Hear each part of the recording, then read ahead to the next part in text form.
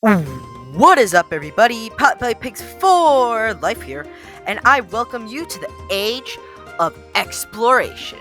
So, this was a time period when many European countries, such as Spain, Portugal, which is this example, you can tell this is the Portuguese flag, um, as well as England and France, started to colonize and branch out to other continents. So some of these continents include the newest discovered ones, so North and South America, as well as Africa and Asia. So so they did this in order to access different natural resources, such as food supplies and like gold, whatnot. I made this. Sorry it's been like 2 or 3 weeks since I've uploaded. This is what I've been working on. So this is my freshman history fair project for school. So, I decided to make a video for my YouTube channel. So before we get started, how about we get a quick tour? But first, let's go to sleep because I don't want to do this tour at night.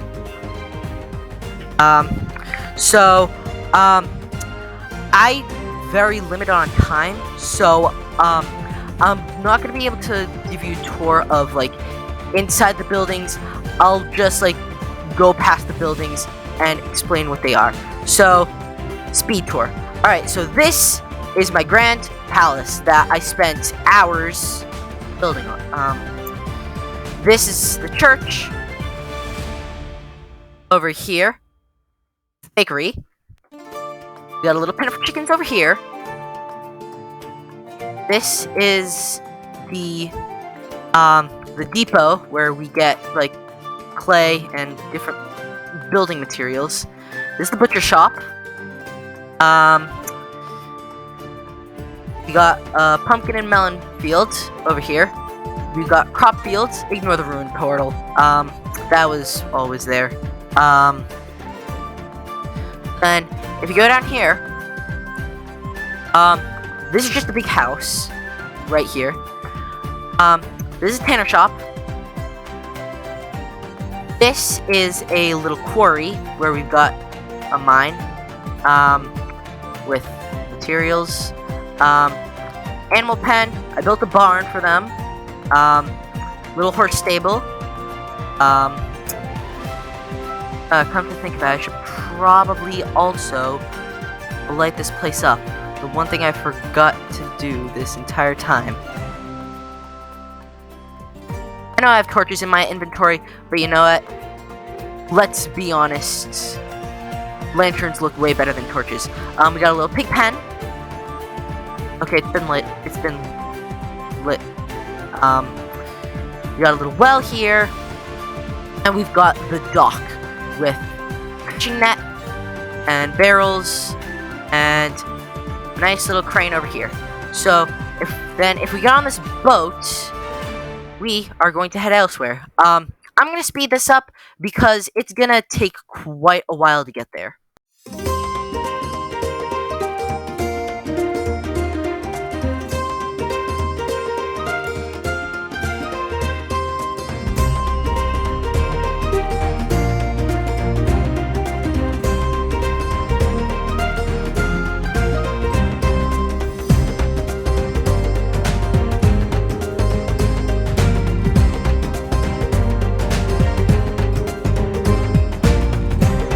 Alright, so right over yonder is our Portuguese colony in Africa.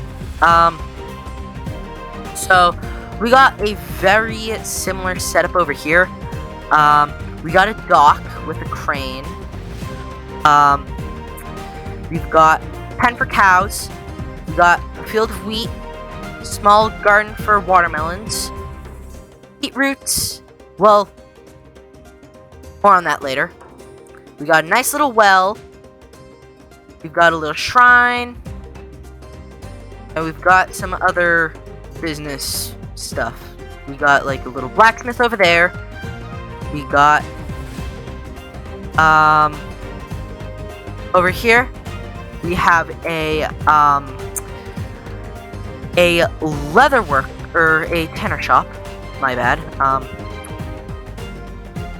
Over here, we have a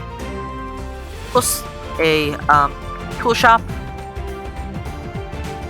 and over here we have another little depot for the stone cutter or for the mason, and we got a shrine, which I think I already showed you. Yeah, so this is our colony in Africa, where there are rains.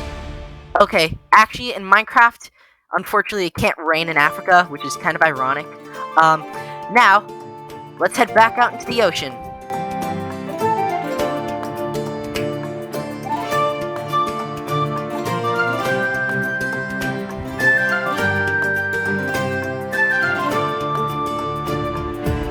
Alright, so just over there in the distance, you can see another colony, which is meant to be located in Brazil. Because nowadays, the main language in Brazil is Portuguese. A lot of people think it's Spanish, but no, the Portuguese originally colonized Brazil. So over here, we got another dock. We got a little church. It's not as big as the one in the in Portugal, but yeah. So we got field potatoes, field carrots. We got some sugar cane. These trees over here are where we grow cocoa beans or cacao, I think it's called. We got some pumpkins over here. I use the moss carpet to hide the slabs where we have the waterlogged slabs. We got a field with both horses and llamas. We got some chickens and we got some pigs and a nice little barn with a well over here.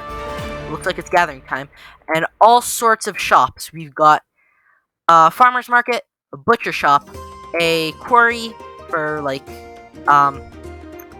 clay and whatnot, like to make clay pots, shepherd or like textiles, and archery, because I know one big thing is hunting, especially with the tribes in South America.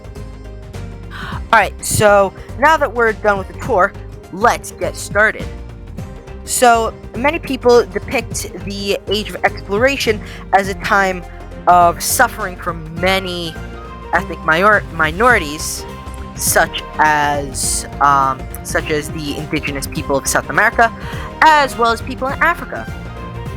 And of course, it is true that a lot of that happened, but unfortunately, it overshadows all of the good that happened during the Age of Exploration. So while there was some bad stuff that happened, there was also a lot of good that happened. In fact, all parts of the world were impacted in a very positive way due to an exchange and integration of both goods and cultures. So for starters, each continent was positively impacted by the exchange of different crops, livestock, and available natural resources from the newly settled continents. This all started with the very landing of Christopher Columbus in 1492 in what is now known as the Columbia Exchange. In terms of Minecraft, wheat, carrots, berries, watermelons, apples, sugarcane, and the majority of farm animals such as cows, pigs, chicken, and sheep originated in the old world. Oh, and I can't forget rabbits and horses. I didn't have a pen for rabbits because I don't know why I didn't do it. Back to the point. Meanwhile, llamas, pumpkins, potatoes, cocoa beans, and cassavas all originated in the Americas. Of course, there are no cassavas in Minecraft, but since they're important for this project, we'll just pretend that beetroots are cassavas. I mean, they're really similar, and they're both roots. or root part of the plant. Anyways, so in Europe, people were most greatly affected by a certain vegetable that originated in Peru. You know it? You'll love it. The potatoes. Yeah, I love potatoes. They taste really good. Anyways, sorry, I'm getting off topic. Back to this. So, before the Columbian Exchange, the main crop supply in Europe was wheat, which would be turned into bread. However, with the introduction of the potato, European populations skyrocketed. This is because potatoes are far more nutritious than wheat, containing vitamin C and B6, potassium, as well as the right amount of carbohydrates and fibers. Besides, in Minecraft, you only get 1 bushel of wheat per crop, which is only a third needed to make 1 piece of bread, as opposed to potatoes, which you can harvest as many as 5 potatoes per crop. This shows that planting less potatoes can feed more people as opposed to wheat. Meanwhile, in Africa, one major crop that impacted the region was the cassava. Told you they were going to be important. So, much like the potato, cassavas are very rich in nutrients and vitamins, and you can harvest more cassavas per crop.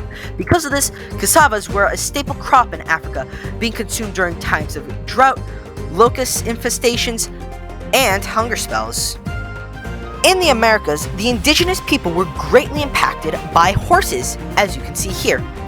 So, horses were originally from the Americas, with their earliest ancestors, Eohippus, appearing in North America.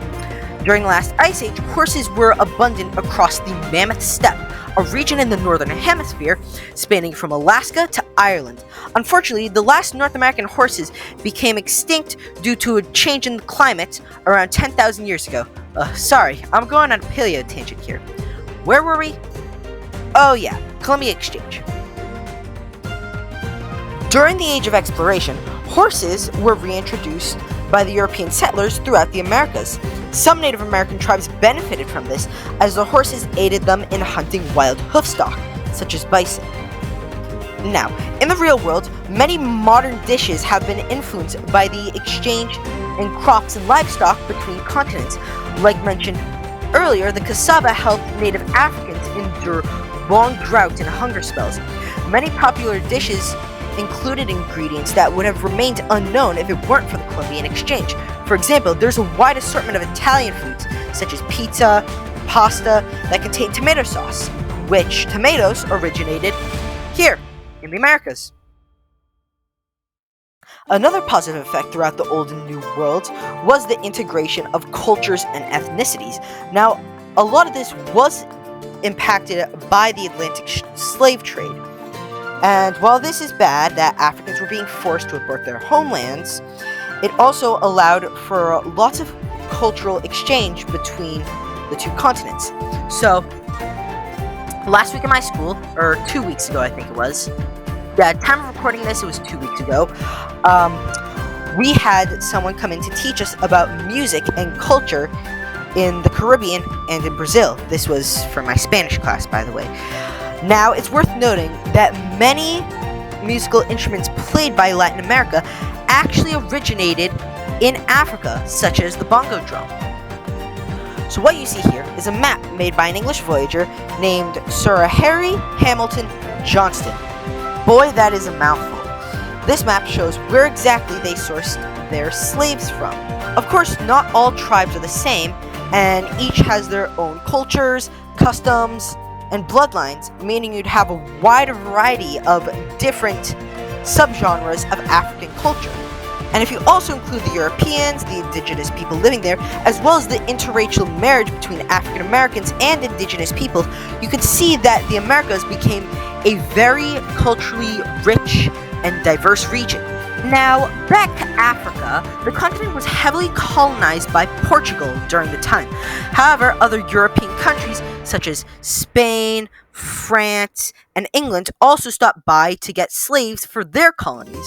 As they came here, they most likely traded goods such as sugar, tobacco, and cotton in exchange for slaves, and in order to trade with the Africans, they needed to have a common language. So, because of the numerous countries that came here to trade for slaves, Africa was introduced to both European goods and European language. Okay, so as well as an integration in ethnicities, there's also an integration in cultures and religion. In Europe, specifically the Iberian Peninsula, where we're focused on, the two most common religions were Christianity and also Islam, mostly because much of the peninsula was part of the Islamic Empire during the Middle Ages. Meanwhile, in Africa, while tribal religions were still common, they were also heavily integrated with Christianity. However, in America, specifically Brazil, Christianity was introduced by the Jesuits, which were a group of Catholics from Europe who opened churches, schools, and hospitals with the hopes of converting the indigenous people to Christianity. So that's pretty much it.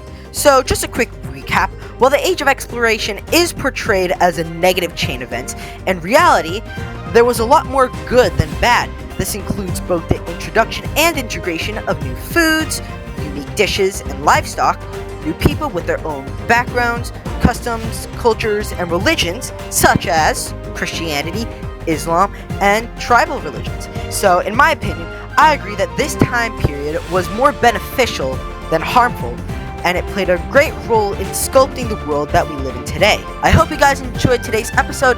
If so, please make sure to leave a like and subscribe to see some more Minecraft, Planet Zoo, and Jurassic World Evolution 2 content.